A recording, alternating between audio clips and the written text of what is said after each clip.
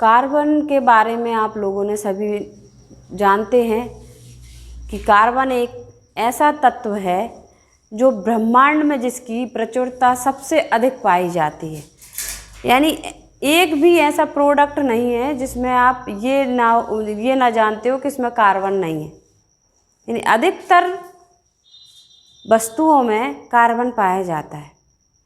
Carbon आप देखें कि हमारी बॉडी है तो उसमें भी कार्बन है, आप भोजन लेते हो उसमें भी कार्बन है, आप जो वस्तुएं यूज़ करते हो उसमें भी कार्बन है। यानी कार्बन सबसे ज़्यादा हमारे लिए आवश्यक भी है और आवश्यकता के साथ साथ हमें इसके बारे में जानना भी ज़रूरी है कि इसके क्या गुण होते हैं, क्या विशेषताएं होती हैं। तो हम इन सब को जानने से पहले हम जानेंगे कि कार्बन में ऐसी क्या विशेषता होती है कि उसका उपयोग अधिक से अधिक किया जाता है। ठीक है, तो कार्बन का अगर हम देखें तो परमाणु क्रमांक कितना होता है। सबसे पहले ये देखते हैं कि कार्बन का संकेत क्या होता है। जानते हैं आप लोग, C होता है। ठीक है, परमाणु क्रमांक कितना होता है। परमाणु क्रमांक 6 होता है और परमाणु भार 12 होता है। ठीक है, अब इतना तो हमने 9th से पढ़ते आ रहे हैं। 9th क्या और छोटी क्लास से भी हम पढ़ना स्टार्ट कर देते, 6, 7 से भी, कि परमाणु क्रमांक कार्बन में क्या क्या कैसे होता है। ठीक है, लेकिन कार्बन का देखा जाए एक और विशेषता होती है कि कार्बन की संयोजकता कितनी होती है, 4। इसी संयोजकता के कारण कार्बन में ये गुण पाया जाता है कि उसका उपयोग अधिक से अधिक किया जाता है। तो कार्बन का एक गुण हम अब पढ़ेंगे इसमें, जो कार्बनिक यौगिकों में पाया जाता है। तो आगे चल के हम कार्बनिक रसायन पढ़ेंगे और कार्बनिक रसायन को हम 3 वर्गों में बांटेंगे और उन 3 वर्गों में बांट करके हमें ये जानकारी हासिल करना है कि कार्बन में जो 4 संयोजकता होती है उससे कितने प्रकार के यौगिक बन सकते हैं। तो कार्बनिक श्रेणी 3 श्रेणी में हमने बांटा। एल्केन, इसको इंग्लिश में ही लिखूंगी, थोड़ा सा क्या है आप लोग इसको इजीली समझ लेंगे। ठीक है, एल्केन, एल्कीन और अल्काइन।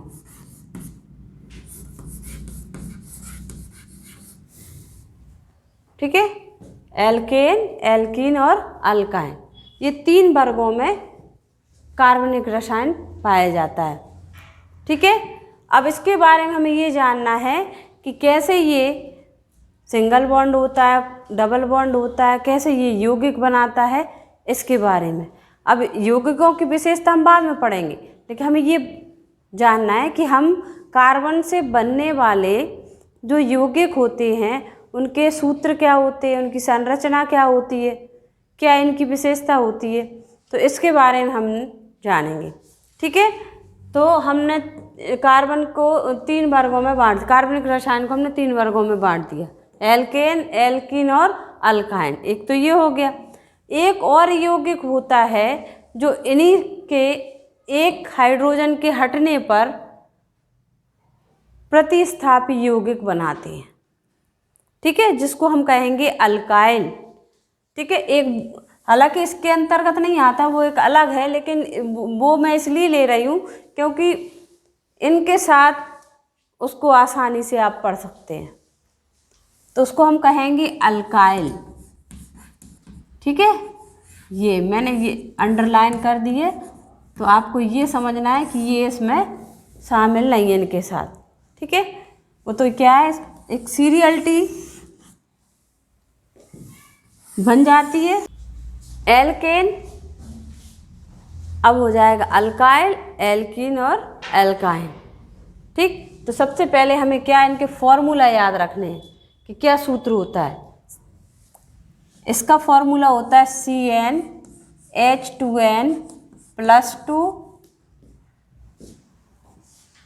इसका हो जाएगा CnH2n+1, इसका CnH2n, ठीक है, और इसका हो जाएगा CnH2n-2।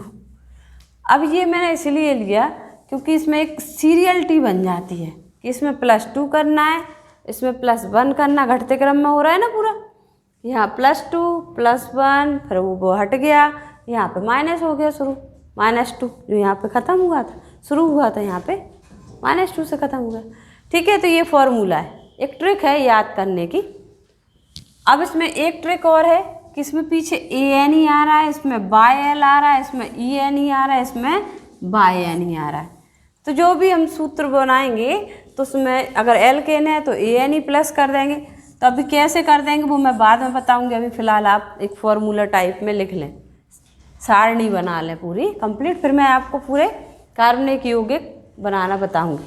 ठीक है, इन फॉर्मूला से इस जो सारणी बनाएंगे इस पूरी सारणी से आप कार्बनिक यौगिकों की संरचना, अणुसूत्र और उनके बारे में जानेंगे। ठीक है, तो अभी हमने क्या बनाया, ANE, इसमें करेंगे बाय एल प्लस, इसमें करेंगे अब ENE प्लस और इसमें बाय NE प्लस। ठीक है, अब इसमें क्या होता है, ये सिंगल बॉन्डेड होता है, ये भी सिंगल बॉन्डेड, ये डबल बॉन्डेड और ये ट्रिपल बॉन्डेड। सीरियलिटी से चल रहा है सब कुछ काम, तो उसमें क्या होता है इजीली हमें समझ में आ जाता है। अब चूंकि ये सिंगल बॉन्डेड है तो ये हो जाएंगे आपके सैचुरेटेड, संतृप्त। आपको जो पढ़ना है ना कोर्स में संतृप्त असंतृप्त, तो वो समझ में आ जाएगा कि कौन संतृप्त होता है कौन असंतृप्त होता है। तो ये हो गया सैचुरेटेड, ये भी सैचुरेटेड है, ये अनसैचुरेटेड,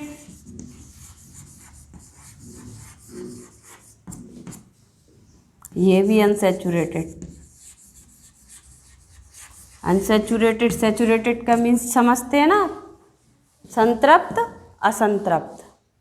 ठीक है, इतनी जानकारी अगर हमको हो गई तो हम आसानी से कार्बनिक यौगिकों को हम पहचान सकते हैं, उनके सूत्र और उनके नाम के बारे में। ठीक है, तो इतना नोट करने के बाद अब हम जानेंगे कि कार्बन ज़्यादा नहीं करना, कार्बन के सिर्फ 10 नंबर याद करने। ठीक है, कैसे 10 नंबर वो देखेंगे आप लोग इधर। जैसे C1 मीथ, C1 को यानी एक कार्बन होगा तो उसको हम मीथ बोलेंगे, 2 कार्बन होंगे तो eth, 3 carbon prop, 4 carbon but, 5 carbon paint,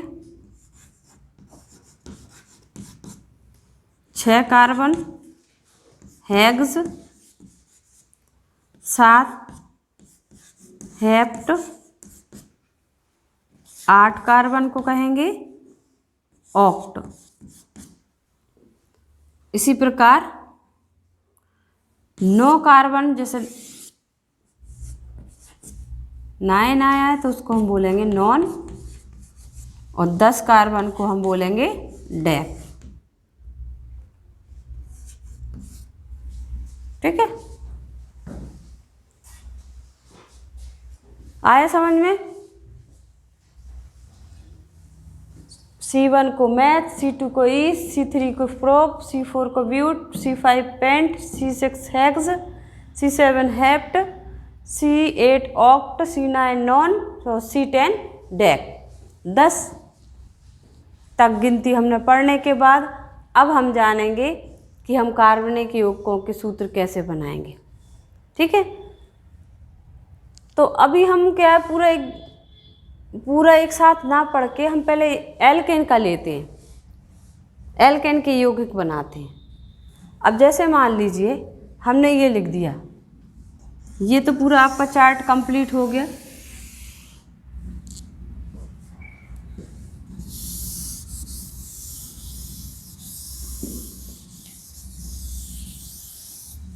अब हम आगे कैसे बनते हैं इसके सूत्र वो हम बताएंगे आपको। ये देखिए, जैसे C1 है, ठीक है, C, और हमने इसको लिख दिया H4।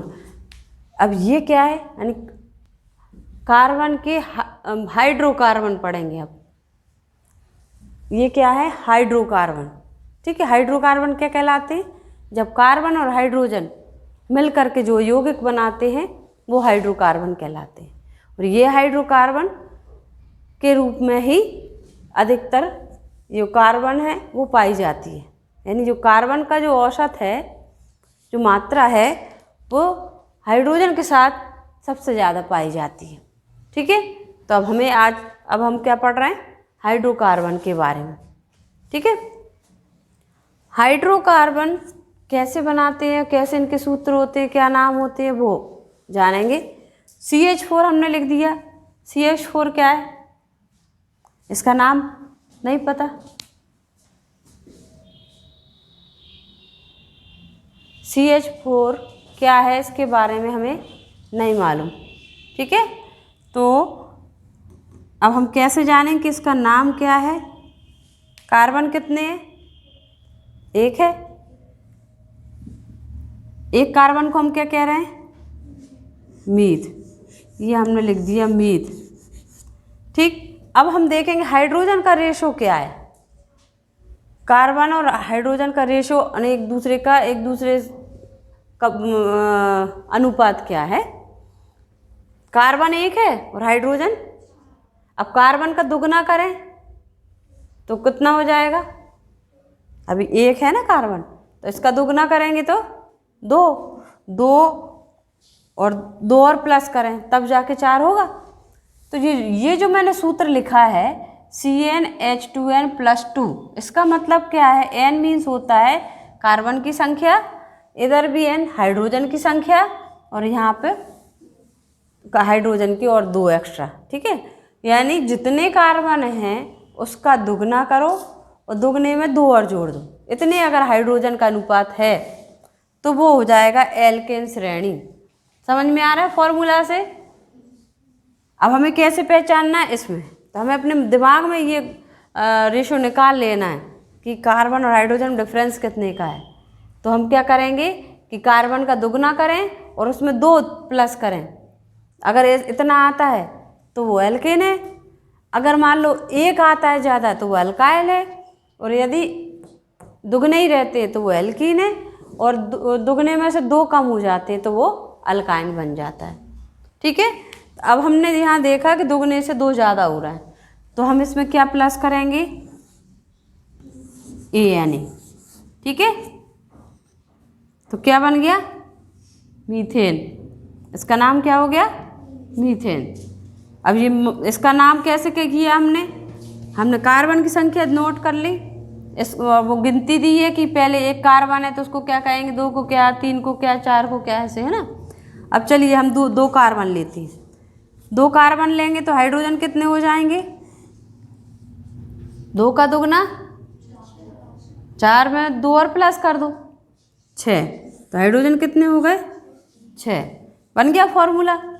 अब इसका नाम क्या होगा, तो 2 कार्बन को क्या कहते हैं, ईथ, लिख दिया हमने ईथ। और अब चूंकि दुगने से 2 ज़्यादा है, ये हमने दिमाग में ये फॉर्मूला हमने रख लिया, तो इसमें प्लस क्या करना है, ANA, तो ये बन गया ईथेन।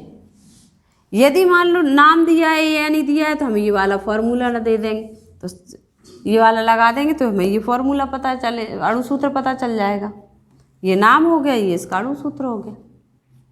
आए समझ में, एल्केन के कैसे बनाना है, ये अब 10 प्रकार के अपन बना सकते हैं, ठीक है। अब हम क्या करेंगे, ये हमने एल्केन के बना लिए। अभी हमने ये 2 चीज़ समझ ली, ये 2 चीज़ नहीं समझी, इसको हम बाद में समझेंगे। ये 2 चीज़ अभी हम क्या है अल्काइल को समझेंगे। अब इसमें अल्काइल में कितना हो जाएगा, CH कितने हो जाएंगे, दुगने से एक ज़्यादा होगा, 3 हो जाएंगे। तो हमने ये 3 कर दिया। अब इसमें क्या जोड़ना है, क्या जोड़ना है, बायल। तो ये क्या हो जाएगा, मिथाइल। ठीक है, ऐसे ही इधर कितने हैं कार्बन, 2, तो हाइड्रोजन कितने हो जाएंगे, 5। तो ये क्या हो जाएगा, इथाइल, क्योंकि ईथ तो हम लिख ही रहे हैं 2 कार्बन को। अब क्या प्लस करना है, वो ये इधर लिखा है। तो अगर दुगने से एक ज़्यादा है तो हम बायल प्लस कर देंगे। ठीक है, अब यहाँ देख लें कार्बन कितना है, 1, हाइड्रोजन कितने हो जाएंगे, दुगने ही लेना है ना, 1 का दुगना 2। तो ये क्या हो जाएगा, मीथ होता है 1 कार्बन, EN जोड़ना है इसमें, मिथीन हो गया। ऐसे ही हाइड्रोजन कितने हो जाएंगे इसमें, 4, नाम क्या होगा, इथीन। आए समझ में। अल्काइन, तो इसमें हम क्या करेंगे, अब चूंकि 1 कार्बन है, 1 का दुगना 2, और उस -2 भी करना है। तो हाइड्रोजन कितने होंगे, मतलब हो 0, मतलब कुछ नहीं, हाइड्रोकार्बन इसका होगा ही नहीं। दूसरा ले, 2 कार्बन वाला, तो उसके लिए हमने क्या किया, हाइड्रोजन कितने होंगे, 2 ही होंगे ना, 2 का दुगना 4, 4 में से 2 माइनस कर दो, 2 ही बचेंगे। तो इसको क्या कहेंगे हम, 2 कार्बन है तो हमने ईथ कह दिया, लिख दिया। जोड़ना क्या है, बाय तो बाय जोड़ दिया। ठीक है, क्लियर हो गया। अब हम जानेंगे सूत्र बनाने के बाद ये कैसे सिंगल बॉन्डेड होते हैं, डबल बॉन्ड और ट्रिपल बॉन्ड होते हैं। अभी हमने सूत्र फॉर्मूला क्या बनाया, CH4। तो इसकी संरचना कैसी होगी, हम जानते हैं कि कार्बन की संयोजकता 4 होती है, यानी ये 4 तत्वों से अन्य तत्वों से क्रिया कर सकता है। ठीक है, तब चूंकि हाइड्रोजन 4 है तो हमने चारों को बैलेंस कर दिया। अभी जो बॉन्ड पढ़ेंगे उसमें आपको ये क्लियर हो जाएगा कि ये बॉन्ड कैसे बनते हैं। ठीक है, तो ये सहसंयोजी बंध बनाते हैं, CH4 हो गया। सिंगल बॉन्डेड बताया था ना मैंने कि एल्केन वाले, एल्केन यौगिक जो होते हैं वो सिंगल बॉन्डेड होते हैं, सभी में सिंगल बॉन्ड है। ठीक है, अल्काइल में भी ऐसा ही होता है। तो इसका फॉर्मूला इसमें, अभी यहाँ पे इसमें भी 4 बॉन्ड रहेंगे, लेकिन इस चौथे की जगह कोई भी फंक्शनल ग्रुप जुड़ जाएगा, क्रियात्मक समूह, कोई दूसरा समूह जुड़ जाएगा यहाँ, और इन 3 से जुड़ेगा हाइड्रोजन, इसमें भी सिंगल बॉन्ड आ गया। अब चूंकि ये पूरी तरह संतृप्त हो गया है ना, इनको ऐसा नहीं किया कि काम चलाया हो। अब काम कैसे चलाया हो, मीन्स जैसे हमने ये लिया 1 कार्बन, अब चूंकि 2 कार्बन के बीच में बॉन्ड बनता है, तो इसको अपन कैसे शो कर देंगे, भाई हाइड्रोजन के साथ ये हो गया। ठीक, डबल बॉन्ड कर दिए दोनों। कार्बन की संयोजकता तो अपन को 4 करनी है ना, तो हमने 2 बॉन्ड से हाइड्रोजन जोड़ दिया। लेकिन ये ऐसा होता नहीं है। क्यों नहीं होता, क्योंकि हाइड्रोजन का तो 1 ही होता है, ये तो सिर्फ 1 इलेक्ट्रॉन से बॉन्ड बनाएगा, 2 तो बना ही नहीं सकता। तो ये वाला फॉर्मूला मिथीन नहीं होता, यौगिक बनेगा ही नहीं। ठीक है, ये तो हमने सिर्फ नामकरण के लिए आपको समझाया था। ठीक, तो ये मिथीन यौगिक नहीं बनेगा। क्यों नहीं बनेगा, क्योंकि यौगिक बनने के लिए बॉन्ड बनना चाहिए, अब बॉन्ड बन नहीं रहा उसमें। दूसरा C2H4 बनाते हैं अपन, क्यों, क्योंकि कार्बन कार्बन के बीच में बॉन्डिंग हो जाती है।